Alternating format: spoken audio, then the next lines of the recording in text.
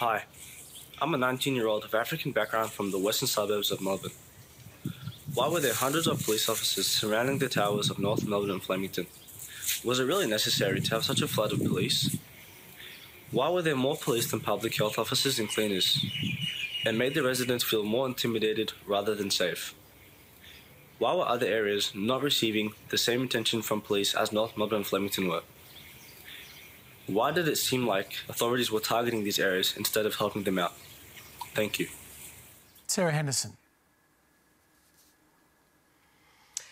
Well, Hamish, I have to say, I think the police have done an extraordinary job.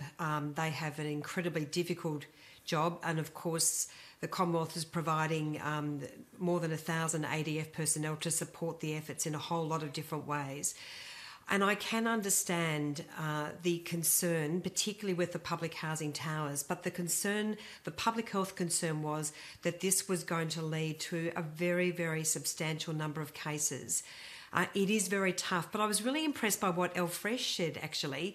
He talked about the power of community, and I certainly saw that with the public housing towers in Flemington and North Melbourne.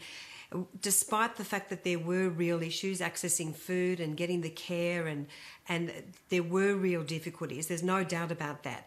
There was also an amazing sense of community. What were the difficulties as you saw them? Because with respect, I think we do need to get an answer to Omar's question, which is about the imbalance that he saw. More police, more force than there was support. Do you recognise that was a problem?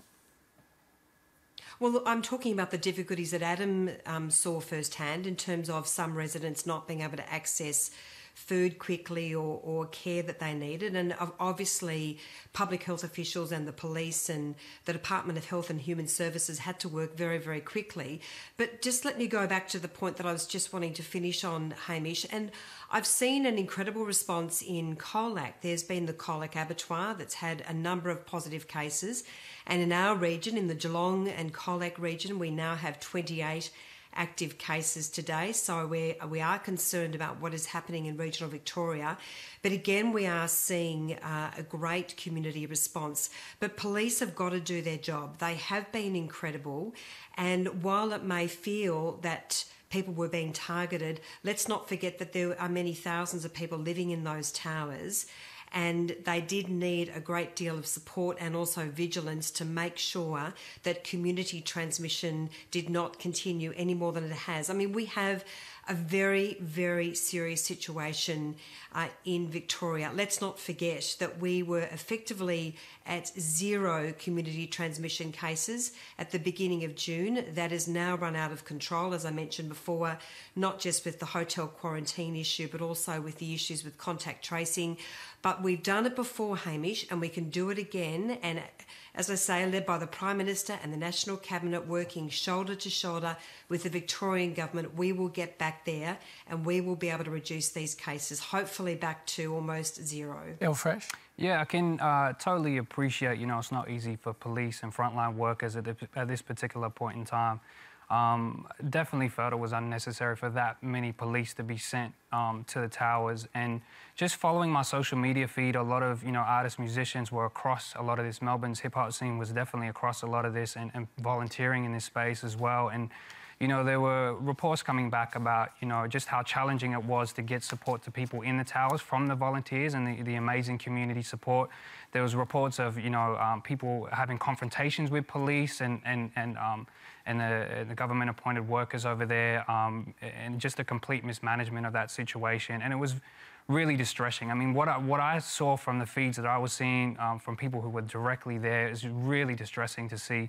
And I could only imagine and really empathise with the people in those towers, because, to see that, fresh air, time was allocated in spaces that were caged. There was cages set up for them to have fresh air, is what I saw on social media.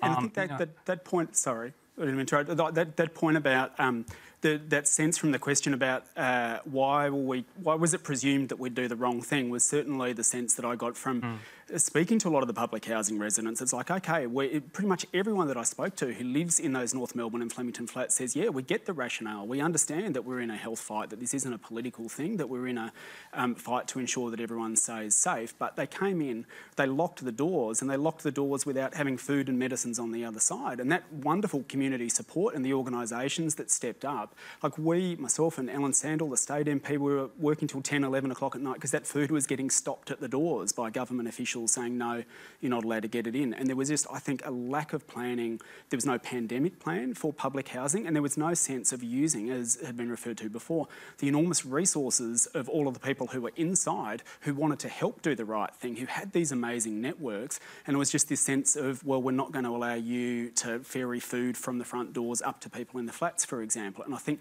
there's a lot to learn from next time. And again, it comes back to the simple point. Don't have a force-led response, have a care-led response, and I think that's got to guide us in the future. Yeah, so Adam, I think you made an important point there, which was there was no pandemic plan for this to happen because none of us envisaged ever needing to have a measure like this in place. And that's what we're seeing time and time again with COVID, that the extent of spread, the speed of spread, the rapidity with which responses have to be implemented. We're having to do things we never, ever imagined doing in a country like Australia. And clearly there were many aspects of that response that weren't ideal, but I can assure you that there has been a lot of reflection and learning. There's a much stronger push to community engagement. All of the benefits of engaging those communities has been really recognised.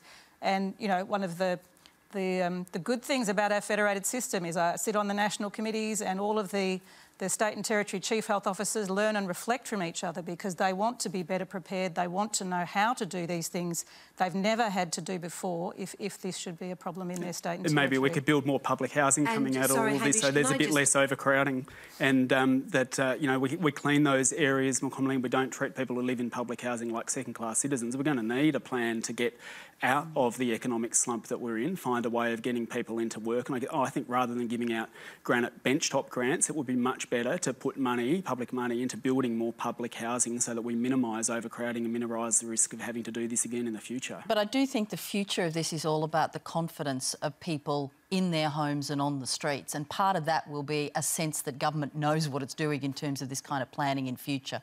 And I think this is now the pivotal moment for governments at every level. How do they capture this information? How do they turn it into a strategy? How do they engage the community in it and give the community a sense of confidence so you don't see this sort of outcome again, regardless of whether it's a public housing tower or whether it's Toorak? Okay.